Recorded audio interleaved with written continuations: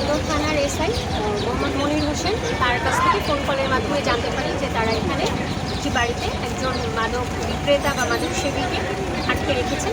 তারপর তাদের কথা শুনে আমি ঘটনাস্থলে আসি।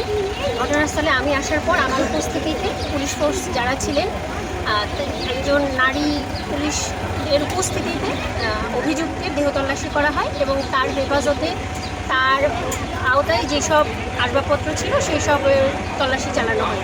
এই তল্লাশি চালানোর এক পর্যায়ে তার নিজস্ব হেফাজত থেকে কিছু পরিমাণ টাকা, যেটা আমরা গুনে দেখিনি কত টাকা হতে পারে, এবং তার যে আলমারি, সে কাঠের আলমারির একটি তাক থেকে একটি ছোট পলিথিনে মোড়ানো অবস্থায় 5 পিস লাল রঙের ইয়াবা সদৃশ্য বস্তু আমরা পাই, যেটা মাদকদ্রব্য পরীক্ষার মাধ্যমে জানা যাবে এটি আসলে কি।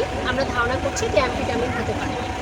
তো সেই হিসাবে মাদকদ্রব্য নিয়ন্ত্রণ আইন 2018 সনের যে আইনটি আছে, সেই আইনে 9 ধারার ব উপধারা লঙ্ঘনের অপরাধে 36 সারণী 16 ধারা অনুযায়ী আমরা অভিযুক্ত আসামি দোষ স্বীকারোক্তি নেই এবং তিনি তার দোষ স্বীকার করেন। তার দোষ স্বীকারের ভিত্তিতে তাকে 1 বছরের জন্য কারাদণ্ড প্রদান করা হয় এবং 1000 টাকা অর্থদণ্ডে দণ্ডিত করা হয়, যা তাৎক্ষণিকভাবে আদায়যোগ্য। 1000 টাকাটি আমরা পেয়ে গিয়েছি, সেটা আমরা কালকে ব্যাংক আওয়ার শুরু হওয়ার সঙ্গে সঙ্গে সরকারিভাবে চালানের মাধ্যমে জমা দেব। আর অতি দ্রুততম সময়ের মধ্যে আমরা পূর্ণাঙ্গ নথি প্রস্তুত করে জেলা ম্যাজিস্ট্রেটের কার্যালয়ে পাঠিয়ে দেব। ধন্যবাদ।